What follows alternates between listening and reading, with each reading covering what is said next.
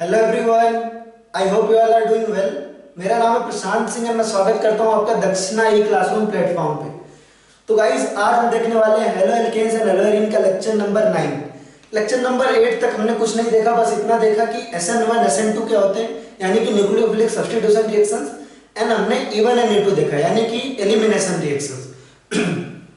ये रिएक्शंस इस चैप्टर की सबसे इंपॉर्टेंट रिएक्शंस में से एक है। तो आई होप आपने इसके क्वेश्चंस प्रैक्टिस कर लिए होंगे। एंड लास्ट लेक्चर में हम कर रहे थे preparation of haloalkanes and haloarenes, है ना, जिसमें हमने सबसे पहले अल्कोहल से देखा था। आपका अल्कोहल से अगर हम थायोनिल क्लोराइड का कराएं या PCl5 का कराएं या PCl3 का कराएं तो आपका क्या बनता है, हेलो एल्केन्स बनते हैं। उसके अलावा आपने ल्यूकास रिएजेंट टेस्ट भी देखा, उसके थ्रू भी हेलो एल्केन बनते हैं। साथ में primary, secondary and tertiary alcohol का हम, है ना, उनके बीच डिस्टिंग्विश भी कर सकते हैं, है ना। उसके बाद हमने देखा था कि हाइड्रोकार्बन्स के थ्रू उसमें हमारा था मोनो हैलोजिनेशन, जिसमें हमारा क्लोरीनेशन, ब्रोमिनेशन एंड आयोडीनेशन था, ठीक है। फिर हमने देखा था कि बेंजीन पे इलेक्ट्रोफिलिक सब्स्टिट्यूशन रिएक्शन, एंड बिल्कुल लास्ट पार्ट में हमने टेस्ट ऑफ अनसैचुरेशन में देखा था Br2CCl4 के साथ जब करा रहे थे तो, है ना, डाइब्रोमाइड बन रहा था, वो भी विसिनल वाला। तो यहां तक हमने देखा था लास्ट लेक्चर में। आई होप आपका ये पूरा अच्छे से क्लियर होगा, आपने होमवर्क भी पूरा कर लिया होगा। तो लेक्चर स्टार्ट करने से पहले आई होप बिल्कुल आप मस्त, जबरदस्त और स्वस्थ होंगे, है ना। सोशल डिस्टेंसिंग फॉलो कर रहे होंगे, अपने और अपने फैमिली का ध्यान रख रहे होंगे, ठीक है। तो स्टार्ट करेंगे। हाथ में लीजिए पेन एंड पेपर और चेहरे पे लीजिए स्माइल, है ना, राइट। तो ठीक है, स्टार्ट करेंगे। पहले हम कुछ क्वेश्चंस करेंगे स्टार्टिंग में, ठीक है। चलिए, जो हमारा फर्स्ट क्वेश्चन होगा वो है कि आपके पास एक कंपाउंड है इस तरह का, ठीक है। ये आपका कंपाउंड है, इसका रिएक्शन हम करवा रहे हैं Br2 से, है ना। किसके प्रेजेंस में? लाइट के प्रेजेंस में। किसके प्रेजेंस में? लाइट के प्रेजेंस में। तो आपका एक कंपाउंड बन रहा है A नाम का, है ना, एक कंपाउंड बन रहा है A, ठीक है। अब जो है A का रिएक्शन हम करा रहे हैं, पहले वाटर से करा रहे हैं। किससे करा रहे हैं? वाटर से करा रहे हैं। फिर हम करा रहे हैं किससे? अल्कोहल से करा रहे हैं एट 10 डिग्री सेल्सियस। फिर हम करा रहे हैं इसका फिनॉल से रिएक्शन। किससे करा रहे हैं आप? फिनॉल से एट 10 डिग्री सेल्सियस। फिर हम इसका रिएक्शन करा रहे हैं आपका अल्कोहल से एट 100 डिग्री सेल्सियस। फिर हम करा रहे हैं आपका वाटर से इसका रिएक्शन एट 100 डिग्री सेल्सियस। फिर हम करा रहे हैं इसका फिनॉल से रिएक्शन एट 100 डिग्री सेल्सियस, ठीक है। इन सबका रिएक्शन हम करा रहे हैं 100 डिग्री सेल्सियस पे, ठीक है। ए के साथ हम रिएक्शन करा रहे हैं सबका। सपोज यहां बन रहा है B, यहां बन रहा है आपका C, यहां बन रहा है आपका D, यहां बन रहा है E, F एंड G। तो आपको ये बताना है कि भाई A B C, A से लेके G तक के प्रोडक्ट क्या हैं। तो चलिए, है ना, वीडियो पॉज करके सबसे पहले आप ट्राई करिए, फिर उसके बाद से मैं बताऊंगा आपको। तो होपफुली आपने कर लिया होगा, मैक्सिमम बच्चों का ये सही हुआ होगा। तो पहला जो स्टेप है, पहले स्टेप में क्या है आपका? एक एल्केन है। क्या है आपका? एक एल्केन है, ठीक है। तो हमेशा कोई भी रिएक्शन ना, मैं आपको पहले बता दे रहा हूं, कोई भी रिएक्शन मैं अगर आपको कराऊं ना तो आपको बहुत आसान लगेगा, क्योंकि उसी चैप्टर का है। मैंने जो बोला वही रिएक्शन दिया, तो आपको पता है कि वही करना है। लेकिन मैं आपको बहुत ही पॉजिटिवली सजेस्ट कर रहा हूं, किसी भी रिएक्शन को जब देखे ना तो बिल्कुल ओपन माइंड से सोचे कि ऐसा क्यों हो रहा है, ठीक है, ताकि जब एग्जाम में एक साथ सारे चैप्टर्स के रिएक्शन है तो आपको थोड़ा भी डाउट ना हो। तो जैसे हमारे पास एक एल्केन है, ठीक है, एल्केन है, और हमारे पास हेलोजन है, ठीक है। हेलोजन के साथ आपको जब भी लाइट दिया होगा तो यानी पक्का है कुछ ना कुछ फ्री रेडिकल जैसा बन रहा होगा, फ्री रेडिकल सब्स्टिट्यूशन हो रहा होगा, यानी कि यहाँ पे क्या हो रहा है? ब्रोमिनेशन हो रहा है। क्या हो रहा है? ब्रोमिनेशन हो रहा है, ठीक है। तो मोनोब्रोमिनेशन हो रहा है। तो देखिए, अब ब्रोमीन के लगने के लिए कितने प्लेसेस है? ब्रोमीन कहाँ लग सकता है, ठीक है। ब्रोमीन कहाँ लग सकता है? एक तो आपका इस पोजीशन पे लग सकता है, एक इस पोजीशन पे लग सकता है, यहाँ पर, यहाँ पर और यहाँ पर, सारे sp3 हैं। लेकिन लगेगा कहाँ पे? याद करिए, ब्रोमिनेशन क्या था? बहुत चूजी टाइप का था ना। आयोडीनेशन, ब्रोमिनेशन क्या था? तो क्लोरीनेशन तो भाई घूमता फिरता जो है क्या था? फकीर टाइप का है। जहां भी आपका sp3 कार्बन देखेगा कहेगा भाई मैं लग सकता हूं। लेकिन ब्रोमिनेशन, आयोडीनेशन ना बिल्कुल चूजी टाइप के हैं कि हमको यही चाहिए। तो इसमें जो टर्शियरी है ना, यहाँ पे हमको 3 डिग्री कार्बन दिख रहा है, ये ब्रोमीन आके यहीं पे लगेगा, ठीक है। तो जो A बनेगा वो क्या बनेगा? वो इस तरह का बन जाएगा। देखिए, A ये हो जाएगा ब्रोमीन को, ठीक है। हमको दिख रहा है A, तो हमने निकाल लिया कि A जो प्रोडक्ट है वो यही है, क्योंकि टर्शियरी कार्बन पे ब्रोमीन लगेगा। उसके बाद देखिए आपके पास क्या बन के आया? एक हेलो एल्केन बन के आया। क्या बन के आया? हेलो एल्केन बन के आया। अब जब भी आप हेलो एल्केन या अल्काइल हैलाइड कहते हैं इसको, जब भी आप किसी halo alkane 3 degree halo alkane का न्यूक्लियोफाइल, बगल में क्या है आपके? न्यूक्लियोफाइल है, तो 3 डिग्री और न्यूक्लियोफाइल, यानी कि या तो SN1 हो सकता है, SN2 हो सकता है, SN1 हो सकता है, E2 हो सकता है, कुछ भी हो सकता है। हम न्यूक्लियोफाइल्स पे एक बार नजर डालेंगे तेजी से, तो सारे ही वीक न्यूक्लियोफाइल है। 3 डिग्री का है ना, 3 degree alkyl halide, 3 degree alkyl halide और वीक न्यूक्लियोफाइल है ना, 3 डिग्री अल्काइल हैलाइड और वीक न्यूक्लियोफाइल। कंडीशन चीख के क्या कह रही है कि या तो SN1 या तो E1, या तो SN1 या तो E1। SN1 और E1 क्या है, भाई भाई, तो या तो SN1 या तो E1। और SN1 और E1 में भाई भाई में क्या आपके पास डिस्टिंग्विश कैरेक्टर क्या बताया था आपको, टेम्परेचर, टेम्परेचर ज्यादा तो E1, टेम्परेचर कम तो SN1, ठीक है। तो चलिए यहां पे होगा आपका SN1, यहां पे होगा आपका SN1 क्योंकि 10 डिग्री सेल्सियस है, यहां पर भी होगा आपका SN1, यहां पे होगा आपका E1, यहां पर भी होगा आपका E1 और यहां पर भी होगा आपका E1, ठीक है। अब यहां पे देखिए SN1 और E1 कराने दोनों में से ना, दोनों कराने के लिए जो पहला स्टेप था वो क्या था, फॉर्मेशन ऑफ कार्बोकैटायन। आपने क्या किया, यहां कार्बोकैटायन बना लिया। खास बात ये है कि यहां पे कार्बोकैटायन का रीअरेंजमेंट पॉसिबल तो है, लेकिन इस पर्टिकुलर कंपाउंड में होगा नहीं, क्योंकि ऑलरेडी अपने हैप्पीएस्ट स्टेट में कार्बोकैटायन का मानना ये है कि वो 3 डिग्री कार्बोकैटायन है और वो क्या है, स्टेबल है और बिल्कुल यहां खुश है। तो 3 डिग्री कार्बोकैटायन है, स्टेबल है और खुश है, ठीक है। अब देखिए ये 3 डिग्री कार्बोकैटायन है, 3 डिग्री कार्बोकैटायन हैप्पी है, बिल्कुल मस्त, ठीक है। तो रीअरेंजमेंट होगा नहीं, तो चलिए इसको यहां लाके पटक देते हैं, इस कार्बोकैटायन को यहां लाके पटक दिया हमने, ठीक है। तो जहां जहां आपका SN1 है, SN1 का क्या मतलब, वो न्यूक्लियोफाइल सब्स्टिट्यूट होगा। अब वाटर कौन सा न्यूक्लियोफाइल देता है, आपका OH, तो यहां पे आ जाएगा आपका OH, ठीक है। ROH में से क्या निकल के आएगा, OR निकल के आएगा, तो यहां पे आएगा OR।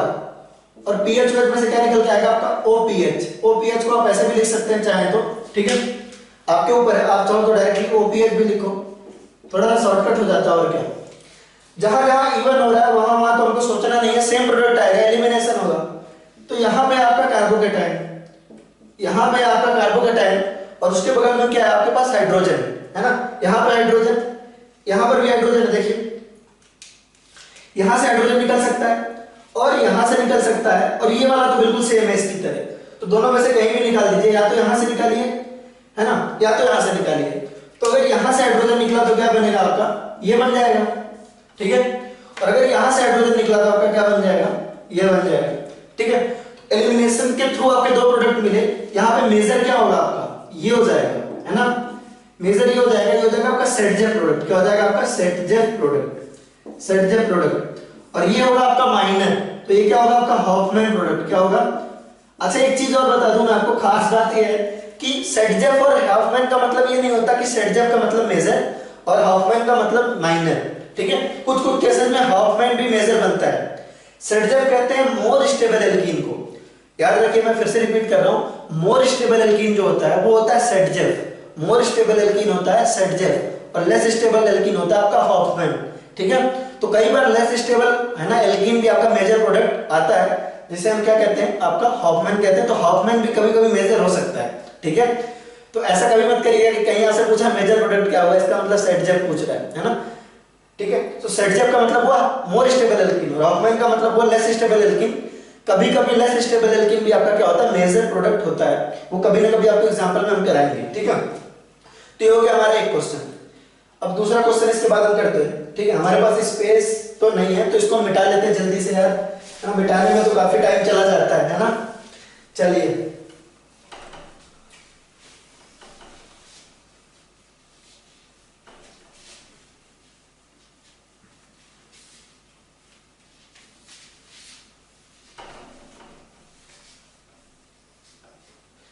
नेक्स्ट क्वेश्चन देखते हैं। नेक्स्ट क्वेश्चन हम लेते हैं आपका एक अल्कोहल लेते हैं सिंपल सा,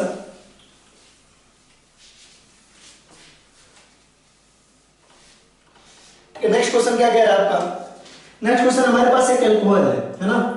इस अल्कोहल का सबसे पहले हम रिएक्शन करा रहे हैं PCl5 से, किससे करा रहे हैं PCl5 से, कह रहा है प्रोडक्ट बनेगा जिसका नाम है A, ठीक है। उसके बाद हम इसका रिएक्शन करवा रहे हैं, सपोज आपका करवा रहे हैं हम इसका रिएक्शन करवा रहे हैं आपका एल्कोहलिक KOH से, बेवड़ा KOH से करवा देते हैं, एल्कोहलिक KOH से इसका रिएक्शन करवा देते हैं बेवड़े KOH से, तो आपका बन रहा है B, ठीक है। फिर B का रिएक्शन हम करा रहे हैं, थोड़ी सी हीटिंग भी दे देते हैं है ना, B बन रहा है। B के बाद हम करा रहे हैं इसका reaction Br2 in presence of CCl4, ठीक है। ऐसा कुछ हम करवा रहे हैं, ठीक है। एक और कर लेते हैं, एक और कर लेते हैं, इसका हम फिर से रिएक्शन करवा रहे हैं आपका SH माइनस से। किससे करा रहे हैं आपका SH माइनस। ठीक है, तो यहाँ पे बन रहा है आपका C और यहाँ पे बन रहा है आपका D। तो आपको बताना है A B C D चारों क्या होंगे, ऐसा करके आपको क्वेश्चन है। ठीक है, तो ये तो लास्ट लेक्चर का है, जो बिल्कुल A बन रहा है ना, तो लास्ट लेक्चर का है एल्कोहल का, है ना। दारू लेके जो हम उसका PCl5 से PCl3 से SOCl2 से, है ना, phosphorus in presence of Cl2 से, या आपका लुकास रिएजेंट के प्रेजेंस में यानी ZnCl2 कंसंट्रेटेड HCl के प्रेजेंस में रिएक्शन करवाते हैं, तो आपका सिंपली क्या बन जाता है आपका, है ना, आपका क्लोरो एल्केन बन जाता है या नहीं। देखो यार, मैं बार बार कोई चीज बोलता हूँ ना, इसका मतलब ये नहीं है कि मुझे पता नहीं, आप रिपीट करके भी तो चीज देख सकते हो। मैं आपको बोल रहा हूँ, जैसे जो चीजें मैं बोलता हूँ फिर दोबारा बोलता हूँ, तो इसलिए नहीं बोलता हूँ कि आपको समझ में नहीं आएंगे, आप उसको तो रिपीट करके भी देख सकते हो, लेकिन मैं दोबारा बोल रहा हूँ क्योंकि आप भी मेरे साथ साथ बोलो। क्लासरूम होता है तो मैं तो चिल्ला लेता हूँ, है ना, आपको भी साथ में चिल्लाना पड़ता है मेरे, लेकिन यहाँ पे मैं आपसे कोऑपरेशन एक्सपेक्ट कर रहा हूँ कि घर पे आप ऐसे पढ़ो ना, कि घर पे आप मेरे साथ साथ चिल्ला रहे हो, घर वालों को लग रहा है क्या हो गया इसको, है ना, तो साथ साथ बोला करो। चलो, तो एल्कोहल को हेलो एल्केन में कैसे कन्वर्ट करते थे, चलो आप बोलो, है ना, SOCl2 से रिएक्ट करा के, है ना, SOCl2 से PCl5 से PCl3 से, phosphorus in presence of halide के, और ल्यूकास रिएजेंट यानी कि HCl in presence of ZnCl2। चलिए, तो आपका बेसिकली यहाँ क्या बन जाएगा, यहाँ आपका बन जाएगा एक क्लोरीन, है या नहीं। ठीक है, नेक्स्ट है आपका एल्कोहलिक KOH, है ना, B बना लेते। A तो आपको मिल गया, यहाँ पे OH की जगह पे क्या आ गया, क्लोरीन आ गया, है ना। अब A का रिएक्शन आप एल्कोहलिक KOH से करा रहे हो, तो ऑब्वियस सी बात है क्या होगा, बेवड़े KOH के प्रेजेंस में हमेशा क्या होता है, एलिमिनेशन होता है। बेवड़ी चीजें क्या करती है, बर्बादी की तरफ ले जाती है, तो एलिमिनेशन होगा तो आपका B ये मिल जाएगा, है ना, ऑब्वियस सी बात है। अब B का रिएक्शन आपका Br2CCl4 से हो रहा है, क्या हो रहा है आपका, है ना, टेस्ट ऑफ अनसैचुरेशन। तो ब्रोमीन एक यहां लग जाएगा और दूसरा ब्रोमीन यहां लग जाएगा, डबल बॉन्ड हटेगा और दोनों जगह क्या लग जाएगा, ब्रोमीन लग जाएगा, तो ये हो जाएगा आपका C। अब देखिए एक रिएक्शन हमने SH से करा है, ठीक है, तो ऑब्वियस सी बात है क्या होगा, न्यूक्लियोफिलिक सब्स्टिट्यूशन होगा। SH क्या है आपका, मॉडरेट न्यूक्लियोफाइल है, क्या है, मॉडरेट न्यूक्लियोफाइल है। SH क्या है, SH माइनस क्या है, मॉडरेट न्यूक्लियोफाइल है 2 डिग्री। याद करने की कोशिश कीजिए, 2 डिग्री और मॉडरेट न्यूक्लियोफाइल के केस में क्या होता था आपका, SN2, है ना, ये थोड़ा सा याद रखना पड़ेगा आपको, SN2 2 degree moderate nucleophile SN2 होगा और यहाँ पे आपका SH आके लग जाएगा। तो ये क्वेश्चन हमारा कंप्लीट हो गया। चलिए एक तीसरा क्वेश्चन करते हैं, है ना, ये क्वेश्चन नहीं है, एक तरह से एक फैक्ट है जो मैं आपको बता रहा हूँ। तीसरा क्वेश्चन है आपका, ये सपोज हमने क्या लिया है कि एल्केन लिया, है ना, एक एल्केन लिया, इसका हम कह रहे हैं क्लोरीनेशन करवा रहे हैं, ठीक है, Cl2HNO के प्रेजेंस में, Cl2 से रिएक्शन करा रहे हैं HNO के प्रेजेंस में, ठीक है। तो दो पॉसिबिलिटी, अगर हमने इसको एक्सेस में ले लिया, Cl2 को एक्सेस में ले लिया, इससे क्या होगा, इसको देखते हैं। अगर हमने Cl2 को एक्सेस में ले लिया तो क्या होगा कि जाहिर सी बात है, एक सिंपल सा हम एग्जांपल ले लेते हैं, RH की जगह पे CH4 ले लेते हैं, ठीक है। अगर हमने Cl2 को एक्सेस में ले लिया, ठीक है, तो होगा क्या, होगा ये कि पहले देखिए मोनोक्लोरिनेशन होगा, यहाँ पे CH3 आएगा और Cl आएगा, ठीक है, इस प्रोसेस से आपका HCl निकल जाएगा बाहर, ठीक है। आपका क्लोरीन आके लग गया, एक हाइड्रोजन हटा और क्लोरीन आके लग गया। आपने Cl2 को एक्सेस में लिया तो क्या हुआ, आपका एक हाइड्रोजन हटा और क्लोरीन जाके लग गया, है या नहीं। तो यहाँ पे बना आपका CH3Cl। लेकिन अब हमने आपने लिया क्लोरीन एक्सेस में, तो हाइड्रोजन और भी तो बचे हुए, तो क्लोरीन एक्सेस में है तो वो और रिप्लेस करेगा और क्या होगा, यहाँ से HCl निकलेगा और यहाँ पे लग जाएगा आपका CH2Cl2, फिर आपका और आपका जो है क्लोरीन लगेगा और बनेगा आपका CH3 और आपका जो है Cl2 यहाँ पे अटैक करेगा, बनेगा आपका CCl4। क्या बन जाएगा आपका CCl4, ठीक है। तो जाहिर सी बात है कि अगर आपने क्लोरीन एक्सेस में ले लिया तो हाइड्रोजन का एक तरह से क्या कर रहा है, सफाया करते जा रहा है।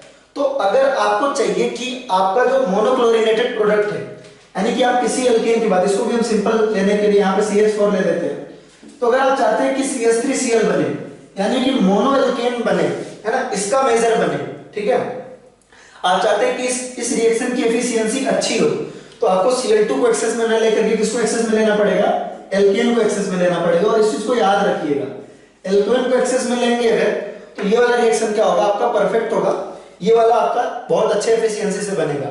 अगर Cl2 को आप एक्सेस में ले लिए तो ये रिएक्शन रुक नहीं पाएगी, ये यहां तक आएगी। इस चीज को हमने को ध्यान रखना है, ठीक है। तो ये कुछ इंपॉर्टेंट चीजें थी, ठीक है। तो लास्ट लेक्चर में हम प्रिपरेशन कर रहे थे, एल्केन का प्रिपरेशन कर रहे थे, ठीक है। तो प्रिपरेशन में हम Br2CCl4 वाले रिएक्शन पे थे कि भाई किसी एल्कीन का रिएक्शन हम Br2CCl4 से कराते हैं तो एल्कीन का जो डबल बॉन्ड है वो टूट जाता है, और टूटने के बाद क्या होता है आपका दोनों पोजीशन पे Br Br लग जाता है। ठीक है, अब हमारा आता है नेक्स्ट रिएक्शन एल्कीन से ही, है ना। एल्कीन से बनाने का एक और मेथड है आपका, एल्कीन से बनाने की एक और मेथड है। ठीक है, तो फ्रॉम एल्कीन हमारा पहला था आपका Br2CCl4 वाला, फ्रॉम एल्कीन से पहला आपका था आपका उसमें Br2CCl4 से, Br2CCl4 से। जो दूसरा है उसको हम कहते हैं इलेक्ट्रोफिलिक एडिशन रिएक्शन। क्या कहते हैं आपका? Electrophilic addition reaction, EAR। ये इंपॉर्टेंट है। ये वाला रिएक्शन आपने हाइड्रोकार्बन में भी पढ़ा होगा, लेकिन मैं ये जूम करके चल रहा हूँ कि हाइड्रोकार्बन में आपने नहीं पढ़ा। मतलब थोड़ी बहुत तो बेसिक नॉलेज है, थोड़ा फास्ट कवर करेंगे, लेकिन मैं इसको पढ़ा देता हूँ पूरा इस टॉपिक को, क्योंकि इंपॉर्टेंट है और आगे काम आएंगे। तो मैं इसको थोड़ा सा आपको बताने की कोशिश करूंगा जल्दी से कि क्या होता है। वैसे तो इस टॉपिक को हाइड्रोकार्बन में आपने देखा होगा अगर आपने पढ़ा है तो। ठीक है, इलेक्ट्रोफिलिक एडिशन रिएक्शन,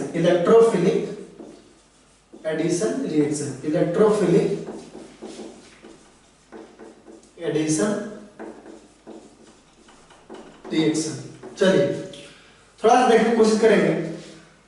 जैसे आपने एक रिएक्टेंट लिया, बिल्कुल सबसे सिंपल और छोटू सा ले रहे हैं, है ना, एल्कीन ले रहे हैं। हमने ले लिया भाई CH2 डबल बॉन्ड CH2। ठीक है, जब इसका रिएक्शन हम HCl से कराएंगे, है ना, HCl से कराएंगे, आपने देखा होगा ना Markovnikov rule, anti Markovnikov rule. जब आप है ना HCl को लेते हो ऐसे, तो क्या होता है आपका HCl इसके साथ रिएक्ट करता है और मार्कोनिकॉफ लॉ से प्रोडक्ट बनाता है। लेकिन अगर आप HBr को पेरोक्साइड के प्रेजेंस में लेते हो, HBr को पेरोक्साइड के प्रेजेंस में लेते हो, तो एंटी मार्कोनिकॉफ से प्रोडक्ट बनता है। इतना तो आपने देखा होगा और आपको याद भी होगा।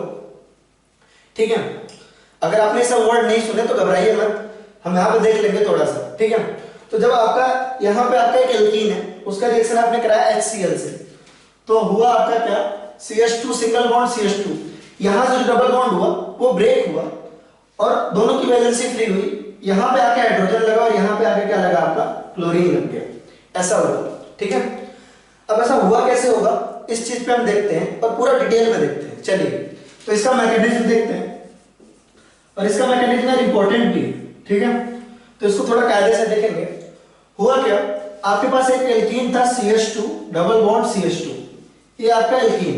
ठीक है, अब होगा क्या, आपके पास HCl जो है, HCl सबसे पहले दो पार्ट में टूटेगा, H+ और Cl-। ठीक है, H+ के पास क्या है, पॉजिटिव चार्ज, उसे जिंदगी में क्या चाहिए, नेगेटिव चार्ज। यानी H+ क्या है आपका, एक इलेक्ट्रोफाइल है। क्या है, इलेक्ट्रोफाइल। यहाँ पे सॉरी E+, इलेक्ट्रोफाइल है। क्लोरीन के ऊपर है नेगेटिव चार्ज, उसको जिंदगी में क्या चाहिए, पॉजिटिव चार्ज, यानी वो क्या है, न्यूक्लियोफाइल है। क्या है आपका, न्यूक्लियोफाइल है। ठीक है, रिएक्शन का नाम ये इलेक्ट्रोफिलिक एडिशन रिएक्शन। अटैक सबसे पहले किसका होगा, इलेक्ट्रोफाइल का। होगा क्या, जो आपका H+ है, यहाँ पे आपका H+ और यहाँ पे खूब सारे पाई इलेक्ट्रॉन है। ठीक है, ऑब्वियस सी बात है, H+ और इस पाई इलेक्ट्रॉन में अट्रैक्शन होगा, और ये जो पाई इलेक्ट्रॉन है वो H+ को क्या करेंगे, अट्रैक्ट करेंगे। ठीक है, H+ को अट्रैक्ट करेंगे, तो होगा क्या इसके थ्रू, जो आपका ये CH2 है और यहाँ पे आपका CH2 है, यहाँ से पाई बॉन्ड हटेगा, है ना, और होगा क्या, देखिए ये पूरा का पूरा लोन पेयर जो था, ये जो पूरा का पूरा बॉन्ड पेयर था, वो किसके बीच में बॉन्ड बनने लगा, आपका हाइड्रोजन के साथ बॉन्ड बन जाएगा। हाइड्रोजन के पास कोई चार्ज नहीं था, ये जो बॉन्ड पेयर हुआ वो कार्बन और हाइड्रोजन बॉन्ड बनने में लग गया, तो इस कार्बन के ऊपर क्या आ जाएगा, आपका पॉजिटिव चार्ज आएगा, है ना। एक बार फिर से मैं इस चीज को बनाता हूँ कि देखिए CH2 डबल बॉन्ड CH2 था, H+ कहीं से आया, ये जो बॉन्ड के दोनों इलेक्ट्रॉन थे इसके साथ बॉन्ड बनाने में लग गए, है ना, इसके साथ बॉन्ड बनाने में लग गए, तो यहाँ पे क्या आएगा, आपका पॉजिटिव चार्ज आएगा, है ना, यहाँ पे पॉजिटिव चार्ज आएगा। तो पहले स्टेप में तो हमारा क्या हुआ, इस तरह का बना और यहाँ पे आया पॉजिटिव चार्ज, और क्या हो रहा है बच्चों, कंप्लीट कार्बोकैटायन बन रहा है। यहाँ पे क्या हो रहा है, कंप्लीट कार्बोकैटायन बन रहा है। और जब है ना, जब पृथ्वी पे अत्याचार हुआ है, नहीं, जब कार्बोकैटायन आपका पूरा बनेगा, तब आपका रीअरेंजमेंट जरूर होगा। जब आपका कार्बोकैटायन बनेगा, एक बार फिर से रिपीट करिए मेरे साथ, जब रिएक्शन में कार्बोकैटायन कंप्लीट बनेगा, तब आपका रीअरेंजमेंट जरूर होगा। तो आप यहाँ पे लिखिए rearrangement is possible, rearrangement is possible. अगर हर बार तो अलग अलग लिखवाएंगे नहीं, आपको पता होना चाहिए अगर कार्बोकैटायन कंप्लीट बन रहा है तो रीअरेंजमेंट तो पक्का हो सकता है या नहीं। चलिए, अच्छा एक और बात थी यार, ठीक है, ऐसा भी तो हो सकता था कि ये वाला कार्बन इस हाइड्रोजन के साथ बॉन्ड बनाए। अभी तो हमने इस वाले का, इसको कार्बन नंबर 1 ले लेते हैं, इस कार्बन नंबर 2 ले लेते हैं। कार्बन नंबर 1 ने बॉन्ड बनाया, कार्बन नंबर 2 ने नहीं बनाया, लेकिन फर्क क्या पड़ता है, कार्बन नंबर 1 और 2 तो क्या है, बिल्कुल आइडेंटिकल है। ठीक है, नेक्स्ट स्टेप में क्या होगा, क्लोरीन माइनस इस पॉजिटिव चार्ज को देखेगा और झट से क्या करेगा, आपका इस पे अटैक करेगा और क्या बना लेगा आपका CH2 CH2 Cl और H, ऐसा बन जाएगा। और यही तो हमको यहां दिख रहा है। ठीक है, ये तो बिल्कुल मैकेनिज्म की बात है, इसको गोली की स्पीड से नोट करो। फिर अगला हम एक स्टेप देखते हैं, अगला एक एग्जांपल देखते हैं। अगर हमने कुछ ऐसा ले लिया होता, अगर हमने कुछ ऐसा लिया होता और इसका HCl के साथ रिएक्शन करवाते, ठीक है, तो अब इसको हम थोड़ा शॉर्टकट से करेंगे यार, जल्दी से। तो ऑब्वियस सी बात है, हो क्या रहा है, आपका हाइड्रोजन किसी के साथ रिएक्ट कर रहा है और दूसरे पे कार्बोकैटायन बन रहा है। तो देखिए होगा क्या, पहले स्टेप में क्या होगा, पहले स्टेप में आपका ऐसा हो सकता है कि हाइड्रोजन किसके ऊपर अटैक करे, यहाँ कार्बन नंबर 1 ले लेते हैं, कार्बन नंबर 2 ले लेते हैं। पहले केस में ले रहे हैं कि हाइड्रोजन ने कार्बन नंबर 1 के साथ बॉन्ड बनाया, तो कार्बोकैटायन कहां बनेगा, कार्बन नंबर 2 पे बनेगा। कार्बोकैटायन कहां बनेगा, आपका कार्बन नंबर 2 पे बनेगा। इसको थोड़ा और सिंपलीफाई कर लेते हैं, CH2, यहां से हाइड्रोजन ने बॉन्ड बनाया, यहां पे आपका CH2 और यहां पे आपका CH3, ठीक है, CH, सॉरी, यहां पे कार्बोकैटायन बना। अगर हाइड्रोजन बॉन्डेड कहां से हुआ, कार्बन नंबर 1 से, तो आपका पॉजिटिव चार्ज कहां आएगा, यहां पे। अगर ऐसा होगी, ऐसा भी तो हो सकता है ना कि हाइड्रोजन किसके साथ बॉन्डेड हो, कार्बन नंबर 2 के साथ। अगर कार्बन नंबर 2 के साथ बॉन्ड बनाएगा तो पॉजिटिव चार्ज कहां आएगा, आपका यहां पर आएगा। पॉजिटिव चार्ज कहां आएगा, यहां पे आएगा। तो दो पॉसिबिलिटी आ रही है, पहला आपका एल्कीन है, ठीक है, एल्कीन। देखिए यहां पे क्या था, यहां पे दोनों बहुत ही हमारे लिए बहुत इजी केस था, हाइड्रोजन यहां अटैच हो यहां अटैच हो, कार्बोकैटायन दोनों केस में सेम बन रहा था। लेकिन इस प्रोसेस में क्या है, कार्बोकैटायन ऐसा भी हो सकता है कि आपका कार्बन नंबर 1 से हाइड्रोजन बॉन्डेड हो तो यहां पे कार्बोकैटायन बनेगा। ऐसा भी हो सकता है आपका कार्बन नंबर 2 से हाइड्रोजन बॉन्डेड हो तो कार्बोकैटायन कहां आएगा, यहां पे आएगा। इसको सिंपल दिखने के लिए हम जो सिंपल स्ट्रक्चर बना रहे हैं उस पे देखिएगा, तो सिंपल सी बात है, हमको कार्बोकैटायन बनाना है। पहले स्टेप में हमेशा कार्बोकैटायन बनाना है, इसको हटाना है और कार्बोकैटायन बनाना है। एक कार्बोकैटायन यहां बन रहा है और दूसरा कार्बोकैटायन यहां बन रहा है, ठीक है। तो बनेंगे तो दोनों ही, ये भी बनेगा और ये भी बनेगा। ज्यादा स्टेबल कौन है, ऑब्वियस सी बात है, चीट सीख के कह रहा भाई ये सेकेंडरी कार्बोकैटायन हो और ये मैं ज्यादा स्टेबल हूं तो ये मोर स्टेबल है ना। अब ये मोर स्टेबल है, ठीक है, मोर स्टेबल है, तो इसका क्या होगा, मेजर बनेगा और रिएक्शन इसी के थ्रू आगे बढ़ेगी, है ना। तो आपका क्या बनेगा, फाइनली जो मोर स्टेबल है उससे प्रोडक्ट बनेगा। तो बेसिकली होगा क्या, इस कार्बोकैटायन के ऊपर जो क्लोरीन का अटैक होगा तो आपका बन जाएगा यहाँ पे क्लोरीन आ जाएगा। समझ में आई बात आपको, ठीक है। तो ये हो गया आपका मेजर प्रोडक्ट। यानी हुआ क्या, यानी हुआ ये कि आपने जो है किसी डबल बॉन्ड यहाँ पे लगाया और इसका रिएक्शन करा HCl से, तो जो आपका मेजर प्रोडक्ट मिला वो आपका यहाँ पे क्लोरीन आया। दूसरा, अगर आप माइनर चेक करना चाहो तो आपका क्लोरीन यहाँ पे आएगा। माइनर के केस में क्या होगा, पॉजिटिव चार्ज यहाँ है, यहाँ क्लोरीन लगेगा, माइनर प्रोडक्ट आपको ये मिलेगा। ये मिला आपको मेजर और ये मिला आपको माइनर, ठीक है। तो ये बात तो आपको स्टेबिलिटी ऑफ कार्बोकैटायन से पता है ना। लेकिन इसमें भी एक रूल पढ़ते हैं, है ना, जो कि आपके एनसीईआरटी में है, इसीलिए हमको ध्यान रखना जरूरी है। वो रूल का नाम है आपका मार्कोनी-कॉफ्स रूल, मार्कोनी-कॉफ्स रूल। तो इसको थोड़ा हम सिंपलीफाई करके लिख लेते हैं। इसको आप एक बार मिटा लो, यहां पे लिख लो। हुआ क्या आपका, इसको हम स्ट्रक्चर बना लेते हैं। देखिए हुआ क्या, आपका CH2 double bond CH single bond CH3 करके एक कंपाउंड था। इसका रिएक्शन हमने HCl से कराया, है ना। इसका रिएक्शन हमने HCl से कराया और मेजर प्रोडक्ट क्या मिला अपने को, मेजर प्रोडक्ट जो मिला वो मिला अपने को CH2H CH CH3 और Cl, ये हमको मिला मेजर, ठीक है। और माइनर क्या मिला हमको, माइनर प्रोडक्ट अपने को मिला, आपने होपफुली आपने नोट कर लिया होगा। माइनर प्रोडक्ट जो अपने को मिला वो मिला, माइनर प्रोडक्ट मिला अपने को CH2 CH यहाँ पे और CH3, यहाँ पे आपका हाइड्रोजन और यहाँ पे क्लोरीन, ठीक है। तो देखिएगा थोड़ा, इसमें जो आपने HCl से रिएक्शन कराया तो बाय लॉजिक बहुत अच्छे से हमको पता है कि मेजर आपका ये आ रहा है, जिसमें क्लोरीन आपका यहाँ पे लगा हुआ सेकेंडरी कार्बोकैटायन पे, और माइनर आपका आ रहा है जिसमें आपका क्लोरीन यहाँ पे लगा हुआ है। ये बिल्कुल लॉजिक के साथ पता है। लेकिन अब हमको जबरदस्ती का एक रूल पढ़ना पड़ेगा, क्योंकि ये बोर्ड्स में पूछा जाता है तो अपने को पढ़ना पड़ेगा, ठीक है। मार्कोनी-कॉफ्स रूल, है ना, लिख लीजिए यहाँ पे, मैं स्पेलिंग लिख देता हूँ आपको, मार्कोनी-कॉफ्स, मार्कोनी, है ना, मार्कोनी नहीं, मार्कोनी-कॉफ्स, है ना, Markovnikov-coughs rule, Markovnikov-cost rule, spelling का इधर उधर हो जाता है कभी कभार, है ना, लेकिन नाम यही मार्कोनी-कॉस्ट रूल। अब मार्कोनी-कॉस्ट रूल क्या कहता है? मार्कोनी-कॉस्ट रूल कहता है कि जब हम किसी एल्कीन का रिएक्शन ऐसे कराते हैं HCl से या किसी भी इलेक्ट्रोफाइल से करवाते हैं इस तरह का, तो जो आपका निगेटिव पार्ट होता है ना इसका, HCl का निगेटिव पार्ट क्या आपका क्लोरीन माइनस है, ठीक है, ध्यान दीजिएगा कि जब हम किसी एल्कीन का रिएक्शन, है ना, HCl से करा रहे हैं जैसे, तो जो इसका निगेटिव पार्ट है यानी क्लोरीन माइनस कहां जाके लगेगा? उस कार्बन पे जिसके पास लेसर नंबर ऑफ हाइड्रोजन होंगे, ठीक है।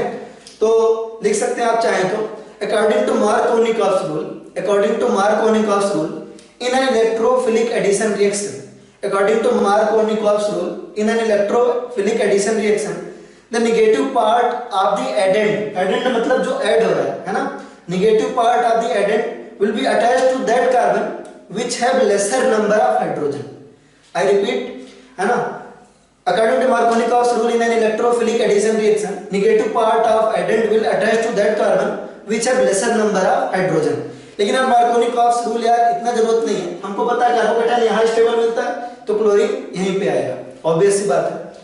तो इसको आप नोट करिए, फिर हम इस पे 3-4 क्वेश्चन करेंगे गोली की स्पीड से। चलिए इसको आप अच्छे से नोट कर लीजिए, ठीक है। ऑर्गेनिक में आप नोट्स बहुत तगड़ा होना चाहिए, जो जो पॉइंट मैं बोल रहा हूँ ना वो पॉइंट याद रखें और ढंग से नोट करें, समझ में आ रहा है? उसको जो बातें मैं बोल रहा हूँ ना ऐसे वर्बली, अगर मैं बोल रहा हूँ कि ऐसे केस में ऐसा होगा तो कॉपी में भी लिखे ऐसे केस में ऐसा होगा, समझ में आया? नोट्स पूरा एग्जॉस्टिव बनाएं, क्योंकि एक बात मैं बताऊं, अभी आपको जो चीज समझ में आ रही है ना अच्छे से, वो चीजें आपको हो सकता है कुछ दिनों बाद भूल जाए और कुछ दिनों बाद बिल्कुल याद ना आए, समझ में आ रहा है आपको? तो इस चीज का ध्यान रखेंगे थोड़ा। ऐसे कभी कभार होता है कि हम जो चीज पढ़ते हैं तुरंत हमको बहुत अच्छे समझ में आ जाती है, लेकिन जब बहुत दिनों बाद याद करने की कोशिश करते हैं तो हमको उसमें से कुछ याद नहीं आता, तो वो चीजें ध्यान रखें ना, इसलिए नोट्स बनाना जरूरी है, वरना हमें आपके टैलेंट पे कोई भी शक नहीं है ना, बिल्कुल भी। चलिए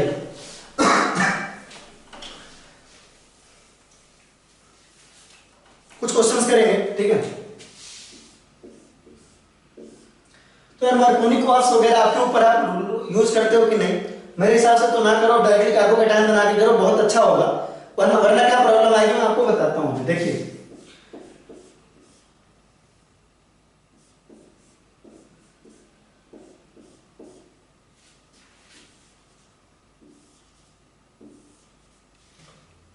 यहाँ पे लिया हमने HCl, यहाँ पे भी लिया HCl और यहाँ पे भी लिया HCl। हमको इसका मेजर प्रोडक्ट लिखना है इस रिएक्शन का, ठीक है। तो पहला देखिए, पहले में क्या होगा, हाइड्रोजन यहाँ अटैच हो सकता है या तो यहाँ अटैच हो सकता है। कहाँ पे अटैक करेंगे तो ज्यादा अच्छा रहेगा? यहाँ पे अटैच करें तो ज्यादा अच्छा है, तो कार्बोकेटाइन यहाँ बनेगा जो कि क्या है, सेकेंडरी कार्बोकेटाइन होगा। इस केस में जो आपका कार्बोकेटाइन आएगा वो यहाँ पे आएगा और फाइनली क्लोरीन आगे कहाँ लग जाएगा, यहाँ पे लग जाएगा, समझ में आपके? क्लोरीन कहाँ लग जाएगा, यहाँ पे लग जाएगा, ठीक है। और मार्कोनी-कॉस्ट रूल भी ये कहता है कि वहां पे क्लोरीन लगेगा जहां पे आपका लेसर नंबर ऑफ हाइड्रोजन हो, ठीक है। लेकिन अब देखिए यहाँ पे अगर मार्कोनी-कॉस्ट रूल से चले होते तो क्या होता, आप देखिए डबल बॉन्ड है यहाँ पे, ठीक है, तो होता क्या, आप हो सकता है जल्दबाजी में क्लोरीन को यहाँ लगा देते, ठीक है। तो इसीलिए मैं कह रहा हूँ कि आप हमेशा कार्बोकेटाइन फॉर्मेशन से चला करो। सिंपल सी बात है कि आपने देखिए, आपने डबल बॉन्ड देखा, डबल बॉन्ड देखा तो आप इसको ऐसे मिटा लो, हाइड्रोजन को यहाँ अटैच कराओगे तो कार्बोकेटाइन यहाँ मिलेगा, यहाँ अटैच कराओगे तो कार्बोकेटाइन यहाँ मिलेगा। तो कहाँ का कार्बोकेटाइन ज्यादा स्टेबल है, यहाँ का कार्बोकेटाइन ज्यादा स्टेबल है, तो आपने हाइड्रोजन यहाँ अटैच कराया, कार्बोकेटाइन यहाँ बना। कार्बोकेटाइन जब भी हमारा पूरा बनता है रीअरेंजमेंट हो सकता है और यहाँ पे रीअरेंजमेंट होगा, है ना। अगर यहाँ से हाइड्राइड शिफ्ट हो जाए तो कार्बोकेटाइन रीअरेंज होकर कहाँ आ जाएगा, यहाँ पर आ जाएगा, इस पोजीशन पे आ जाएगा। और कार्बोकेटाइन अगर यहाँ आ गया तो क्लोरीन माइनस कहाँ होगा, इस पे अटैक करेगा और क्लोरीन यहाँ पे आके लग जाएगा। It is as simple as that. तो चलिए इस हिसाब से आप थर्ड क्वेश्चन खुद से करिए गोली की स्पीड से। चलिए थर्ड क्वेश्चन में क्या है, थर्ड क्वेश्चन में ऐसा है कि आपका कार्बोकेटाइन पहले बनेगा यहाँ पे, है ना, पहले बनेगा यहाँ पे, लेकिन ये यहाँ से रीअरेंज होगा, यहाँ सेकेंडरी है, यहाँ आएगा तो टर्शियरी हो जाएगा, तो रीअरेंज होकर कहाँ आ जाएगा, यहाँ पर आ जाएगा कार्बोकेटाइन। और फाइनली जो क्लोरीन माइनस लगेगा वो कहाँ लगेगा, आपका इस पोजीशन पे लग जाएगा आपका क्लोरीन, और ये होगा आपका मेजर, ठीक है। बनने को तो बहुत सारे प्रोडक्ट बन सकते हैं, लेकिन मेजर ये बनेगा आपका मेजर प्रोडक्ट, आपका यही आएगा, ठीक है। बात समझ में आ गई? आसान था ये काफी, और इस पर खूब सारे क्वेश्चन भी दूंगा आज के असाइनमेंट में आपको, ठीक है। तो उसको आप ट्राई करिएगा, मजा आएगा आपको। चलिए, मजा नहीं मजा, है ना, मजा इज डिफरेंट, मजा इज डिफरेंट। चलिए चलो, अब हम एक और चीज देख लेते हैं इसमें, जो वैसे तो आगे के चैप्टर में हमें काम आएगी, इस चैप्टर से हमें रिलेशन नहीं है उसका, लेकिन इसको यहीं पे समझ लेंगे ना तो बहुत अच्छे से समझ में आ जाएगा। चलिए, अब तक आपने जितनी नॉलेज ऑर्गेनिक में गेन की है ना, वो यहाँ पे थोड़ी सी काम आने वाली है, तो आई होप आप अच्छे से यूज करोगे इस नॉलेज को। चलिए, सपोज हमने एक एल्कीन लिया, ठीक है, एक एल्कीन लिया हमने,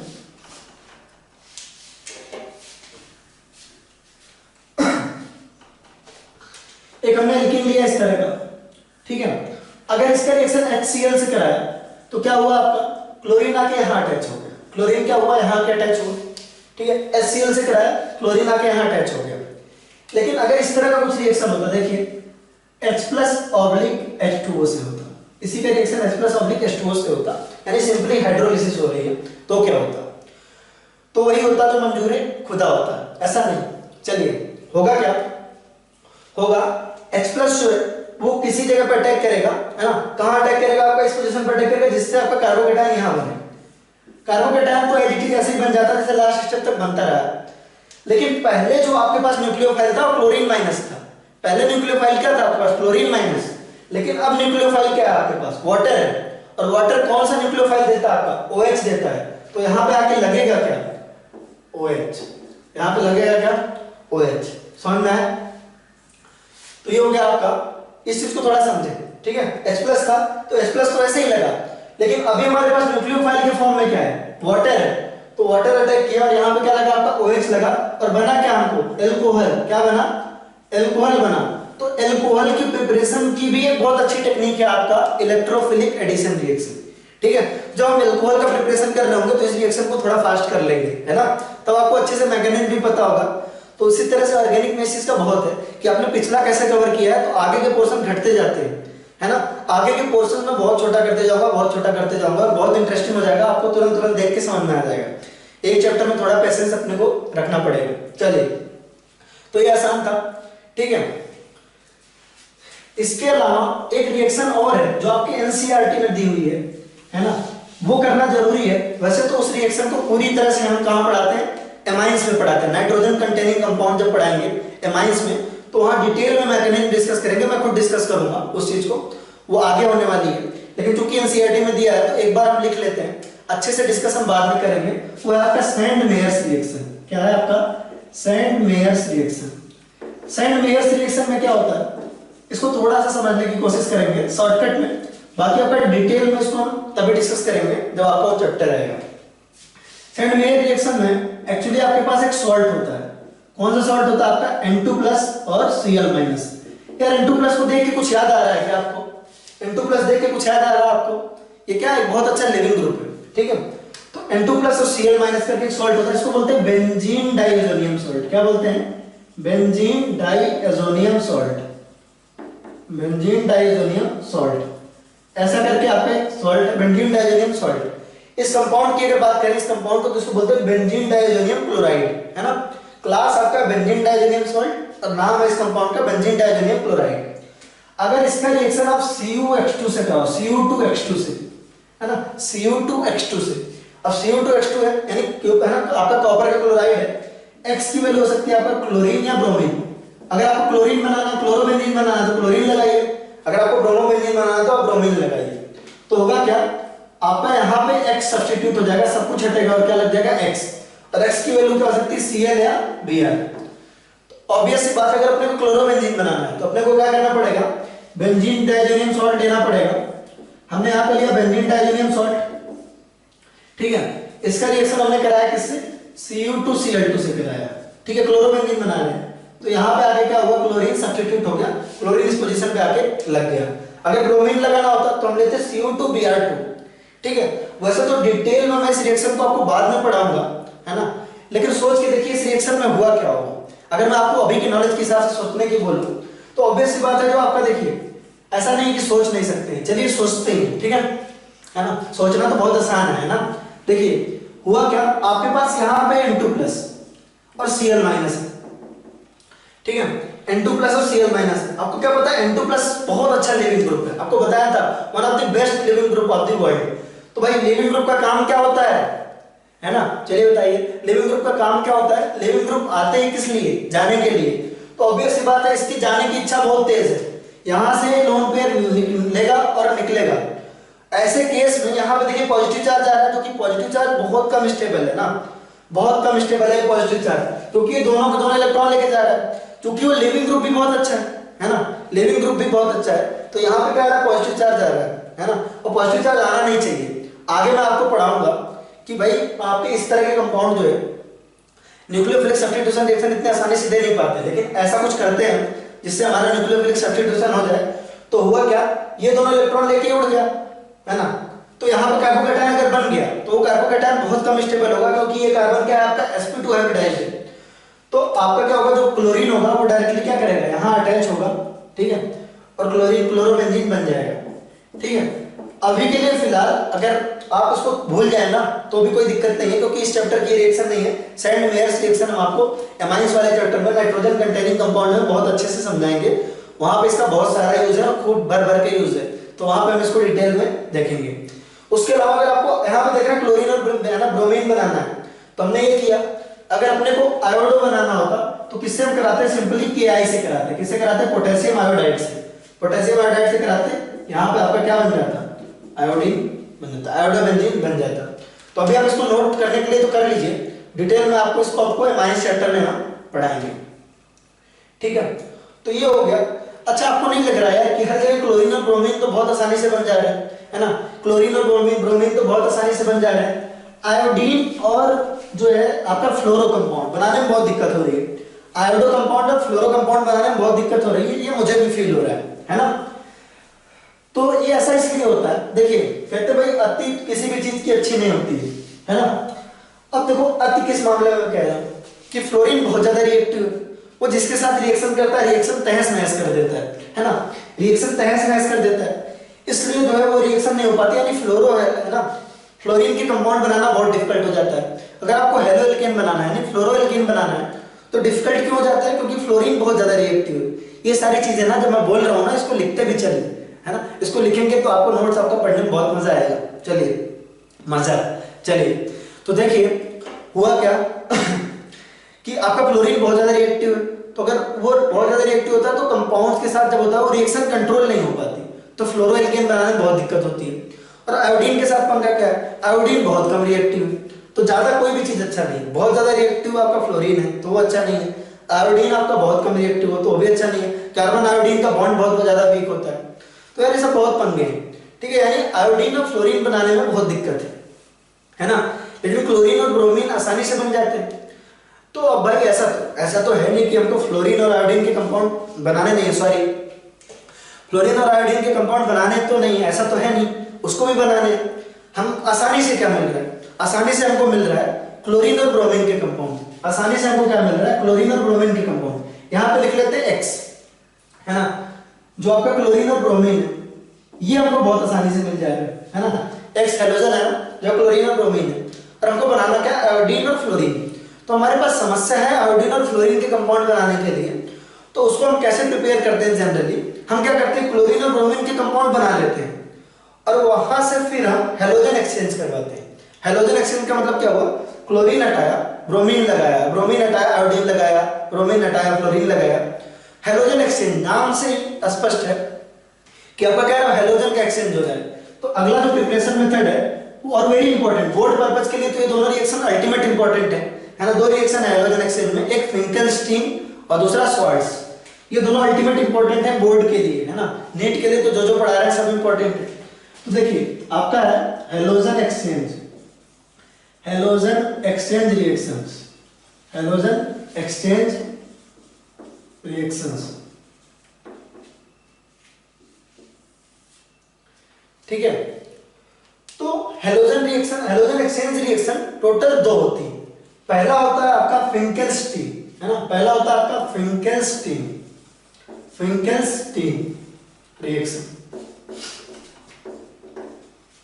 और दूसरा होता है आपका स्वार्ट्ज रिएक्शन। दूसरा कौन सा रिएक्शन होता है आपका, स्वार्ट्ज, है ना।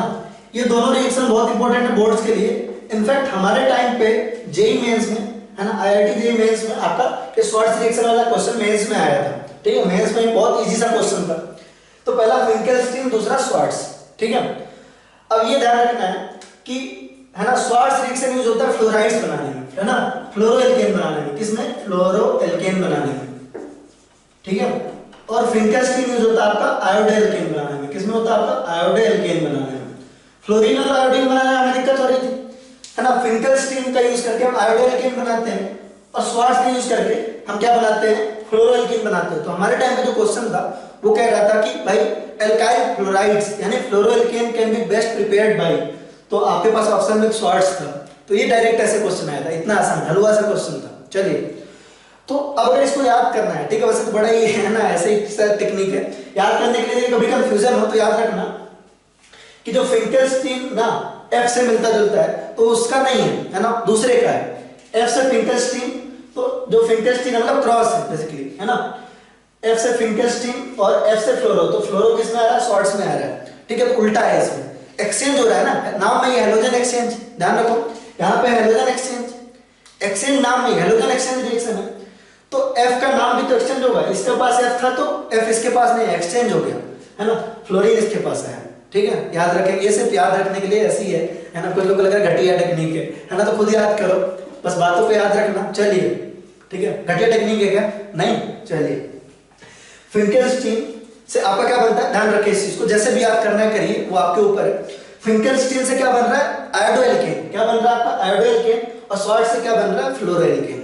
तो चलिए देखते हैं कि आयोडोएल्केन बनाने में दिक्कत क्या आती है, कैसे बनता है। तो पहला हेडिंग डालेगा फिंकेल्स्टीन रिएक्शन, फिंकेल्स्टीन रिएक्शन, फिंकेल्स्टीन रिएक्शन, फिंकेल्स्टीन रिएक्शन। चलिए, फिंकेल्स्टीन रिएक्शन में क्या होगा? आपको आयोडोबेंजीन बनाना है, ठीक, सॉरी आयोडोएल्केन बनाना है। तो क्या करेंगे, है ना, क्या करेंगे? आपने सोडियम आयोडाइड से रिएक्शन करवाया, इसका बनेगा आपका क्या? यहाँ पे आपका आएगा आयोडीन और यहाँ पे आएगा आपका NaX। सिर्फ एक काम करेगा यार, सिंपलिसिटी के लिए ना इसको एग्जांपल ले लेते हैं, क्लोरीन और ब्रोमीन में से कोई एक यहाँ पुट कर लेते हैं ना, वो ज्यादा अच्छे समझ में आता है मुझे, तो आपका पता नहीं मुझे। यहाँ पे हम लिख लेते हैं क्लोरीन, है ना, यहाँ पे हम लिख लेते हैं क्लोरीन। इसका रिएक्शन हमने कराया किससे? सोडियम आयोडाइड से कराया, और क्या बना आपका? ये बना, और यहाँ पे बना NaCl। अगर आपको ये रिएक्शन सही लग रही है क्या? मुझे तो सही नहीं लग रही। क्यों नहीं सही लग रही? इसको आप थोड़ा सोच के बताओ, है ना। सोचने के लिए पॉज किया करो, है ना, मेरे साथ साथ वेट मत किया करो। देखिए मैं बता रहा हूँ क्यों सही नहीं है। अब देखिए दोनों रिएक्शन को, यहाँ पे क्या क्लोरीन है, यहाँ पे आयोडीन नेगेटिव है, यहाँ पे आपका Cl नेगेटिव है, ठीक है। अब दोनों में बेटर लिविंग ग्रुप कौन है? Cl माइनस और I माइनस में बेटर लिविंग ग्रुप कौन सा है? I माइनस और Cl माइनस में बेटर लिविंग ग्रुप कौन सा है आपका? I माइनस है। बेटर लिविंग ग्रुप कौन सा है? I माइनस है। ये आपका बेटर लिविंग ग्रुप है ना, ये आपका क्या बेटर लिविंग ग्रुप है। आपको क्या लगता है ये बैकवर्ड डायरेक्शन में जाएगा? सोच के देखिए, यहाँ पे आपके पास एक न्यूक्लियोफाइल है, एक मिनट यार, ये मार्कर चेंज कर देते हैं, मार्कर से इंक निकल रही है, एक मिनट, जस्ट अ मिनट। चलिए, तो यहाँ पे क्या हो रहा है? Sorry for the disturbance. चलिए, हो क्या रहा है यहाँ पे आपका क्लोरीन है, यहाँ से आपका chlorine as a leaving group निकल रहा है, यहाँ से iodine as a leaving group निकल रहा है, यहाँ पे क्लोरीन और यहाँ पे आयोडीन। तो हो क्या रहा है दोनों में? लिविंग ग्रुप बेटर कौन सा है? लिविंग ग्रुप बेटर है आपका आयोडीन।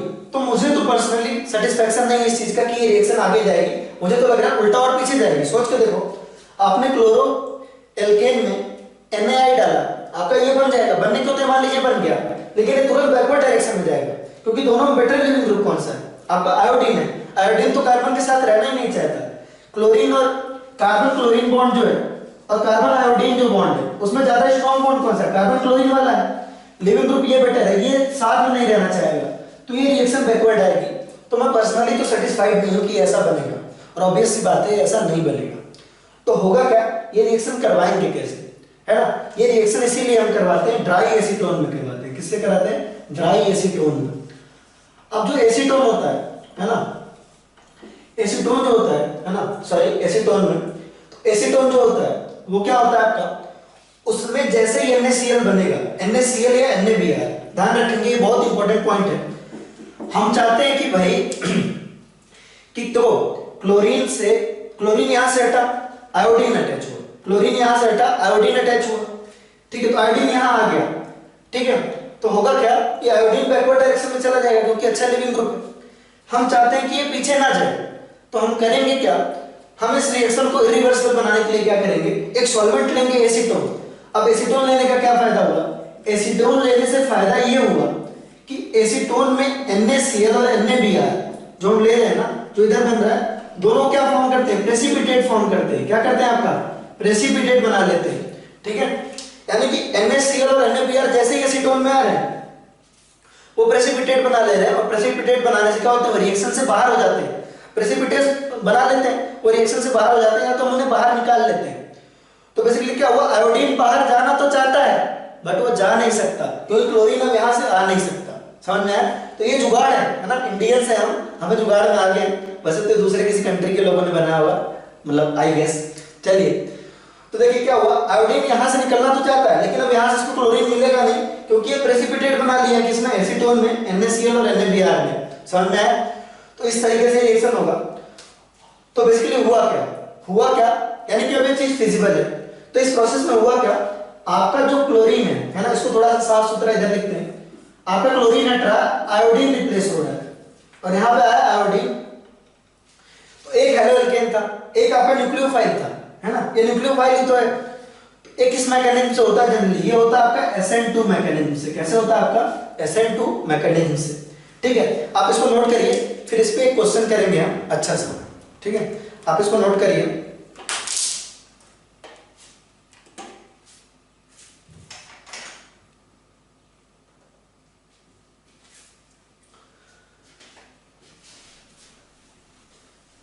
इसमें छोटा सा क्वेश्चन करेंगे, फिर हम शॉर्ट्स पे आएंगे, शॉर्ट्स रिएक्शन पे जहां फ्लोरोएल्कीन बना रहे हैं।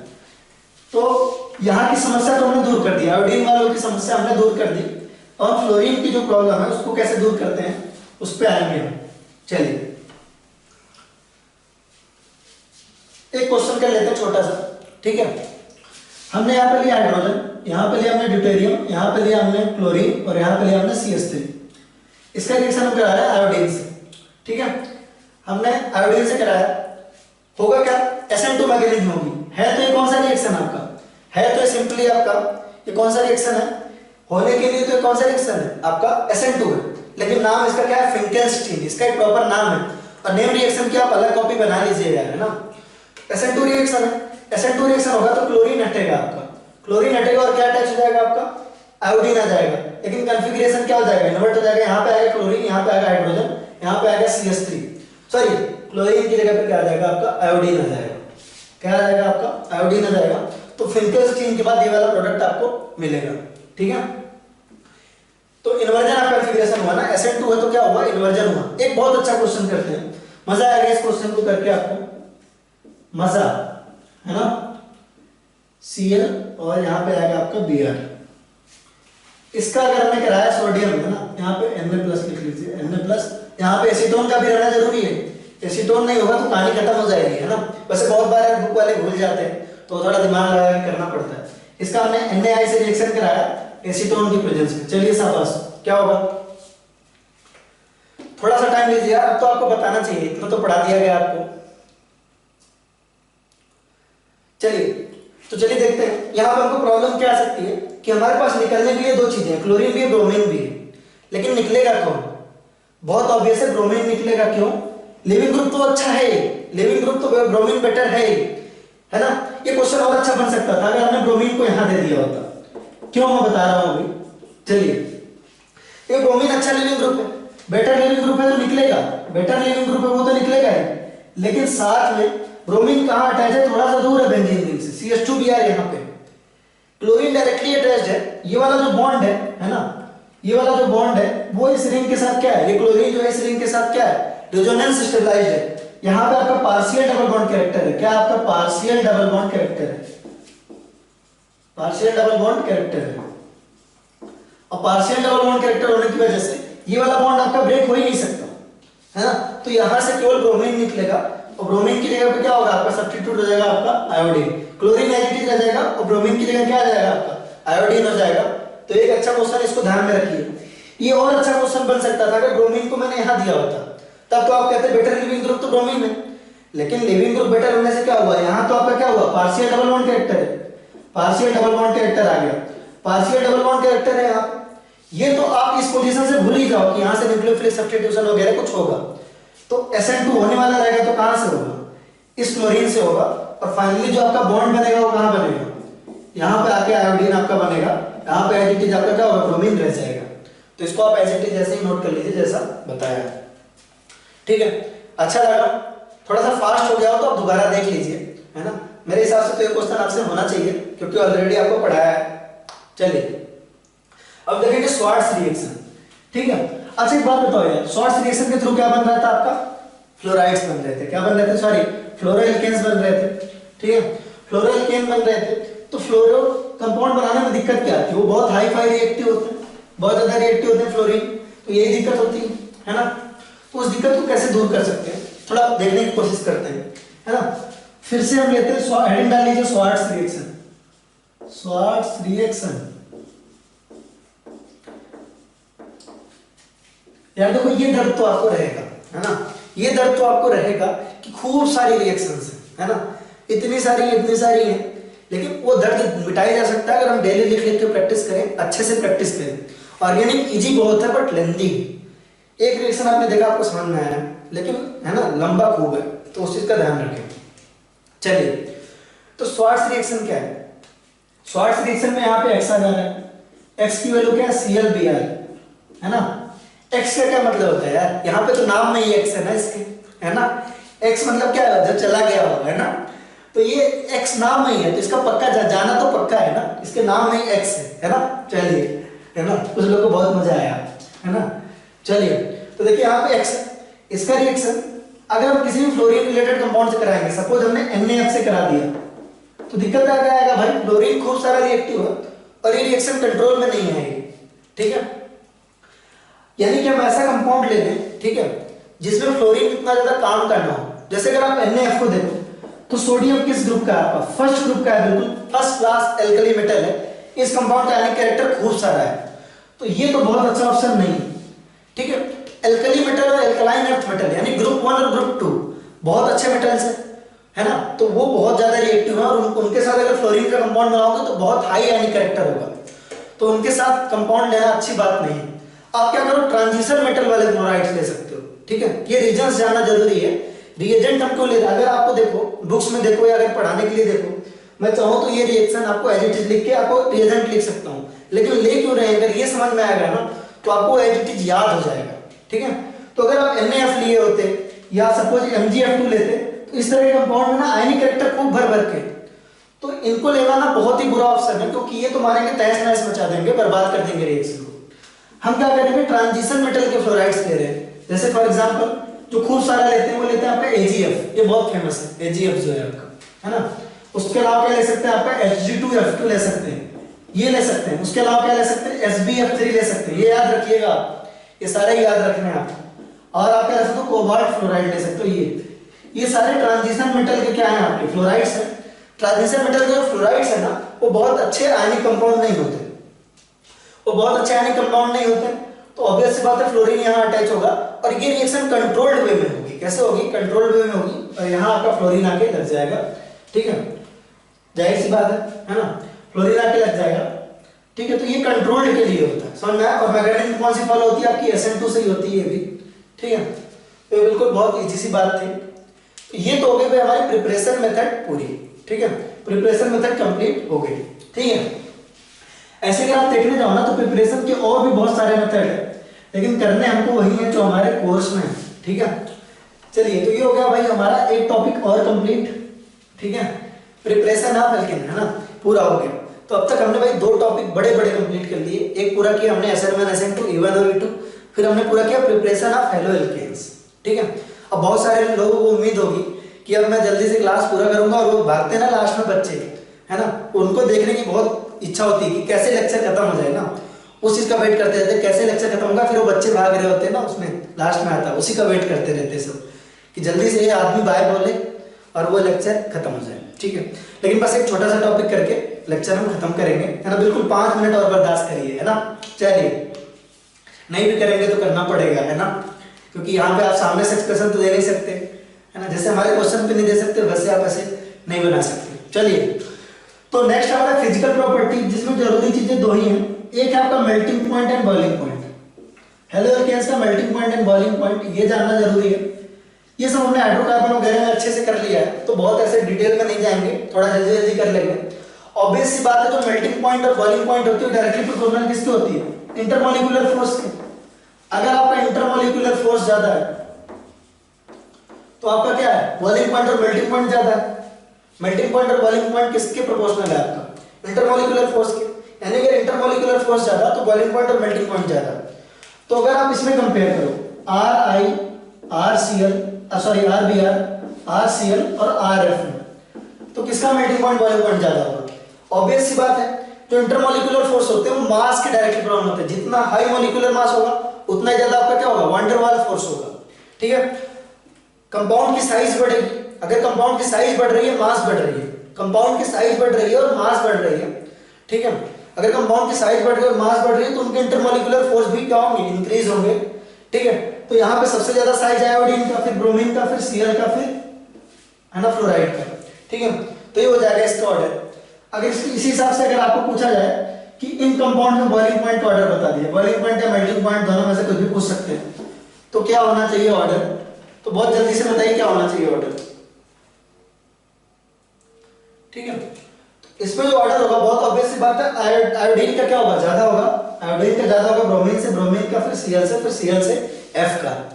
ठीक है, तो ये हो गया। चलिए, तो ये हो गया पहला केस, कि अगर इस तरह का हो, साथ में अगर कुछ इस तरह का हो, फॉर एग्जांपल अगर आपसे दूसरा पूछे कि भाई CH3CH2 CH2Br, CH3CH2Br और CH3Br, इन तीनों में से मेल्टिंग पॉइंट और बॉइलिंग पॉइंट का ऑर्डर क्या होगा? ऑब्वियस सी बात है कि तीनों लीनियर चेन है, जिसका मास ज्यादा उसका मेल्टिंग पॉइंट और बॉइलिंग पॉइंट ज्यादा, जिसका मास ज्यादा उसका मेल्टिंग पॉइंट और बॉइलिंग पॉइंट ज्यादा। तो जैसे जैसे कार्बन की चेन बढ़ रही है वैसे वैसे भी क्या होगा, आपका मेल्टिंग पॉइंट और बॉइलिंग पॉइंट क्या होगा, बढ़ता जाएगा। तो मेल्टिंग पॉइंट और बॉइलिंग पॉइंट जो मैक्सिमम होगा इसका होगा, फिर इसका होगा। बहुत ऑब्वियस है। इस पे आपको क्वेश्चन दे दूंगा सेट में खूब सारे, है ना, जो आपको असाइनमेंट देंगे, 3-4 क्वेश्चन इस पे भी दे देंगे, आसान है काफी। नेक्स्ट जो पॉइंट इंपॉर्टेंट है उसको देखिएगा थोड़ा। इस तरह का कंपाउंड लिया हमने, यहां पे आपका एक कार्बन, 2 कार्बन, फिर हमने एक कार्बन, 2 3 4, फिर हमने किस तरह का कार्बन लिया, कंपाउंड लिया, फिर हमने 1 2 3 4 5 इस तरह कंपाउंड लिया। अगर आप फॉर्मूला देखो तो सबका सेम है ना, अगर आप फॉर्मूला देखो तो सबका सेम है। फॉर्मूला क्या आएगा इसका, C4H9Cl, C4H9Cl आ रहा है, यानी मास तो देखिए सारे केस में सेम है। अभी हमने बोला कि melting point directly to point, melting point and boiling point directly proportional to क्या, इंटरमोलिकुलर फोर्स, और वो प्रोपोर्शनल होता है मास के। इस केस में क्या आपका मास तो सबका क्या है, कांस्टेंट है, साइज सबकी क्या कांस्टेंट है। फिर हम देखेंगे सरफेस एरिया। ठीक है, तो याद रखिए जैसे जैसे कंपाउंड में ब्रांचिंग बढ़ेगी क्या होगा, आपका ब्रांचिंग जैसे जैसे कंपाउंड में इंक्रीज होगा, जैसे जैसे ब्रांचिंग इंक्रीज होगा उस तरह से आपका क्या होगा, सरफेस एरिया क्या होगा, डिक्रीज होगा। ब्रांचिंग बढ़ रही है, सरफेस एरिया क्या होगा, डिक्रीज होगा, और सरफेस एरिया डिक्रीज होगा तो आपका क्या होगा, फोर्सेस डिक्रीज होंगे, और फोर्सेस डिक्रीज होंगे तो मेल्टिंग पॉइंट बॉइलिंग पॉइंट क्या होगा, डिक्रीज होगा। मेल्टिंग पॉइंट और बॉइलिंग पॉइंट क्या होगा, डिक्रीज होगा। तो याद रखिए, डायरेक्टली याद रखिए कि ब्रांचिंग इंक्रीज करने पे मेल्टिंग पॉइंट और बॉइलिंग पॉइंट क्या होता है, डिक्रीज होता है। मेल्टिंग पॉइंट और बॉइलिंग पॉइंट क्या होता है, डिक्रीज होता है। इस केस में क्या होगा, आपका जो मेल्टिंग पॉइंट और बॉइलिंग पॉइंट आएगा वो ज्यादा किसके लिए आएगा, इसके लिए आएगा, फिर आएगा इसके लिए। ब्रांचिंग जितना ज्यादा होगी मेल्टिंग पॉइंट और बॉइलिंग पॉइंट क्या होगी, उतनी कम। अच्छा, एक बहुत फेमस सा कंपाउंड है जो आपके एनसीईआरटी में है, उसको भी ध्यान रखना जरूरी है। जैसे आप देखिए डाइक्लोरोबेंजीन ले लें, डाइक्लोरोबेंजीन एक हमने लिया ऑर्थो वाला, ये आपका क्या है, ऑर्थो। फिर आपका ये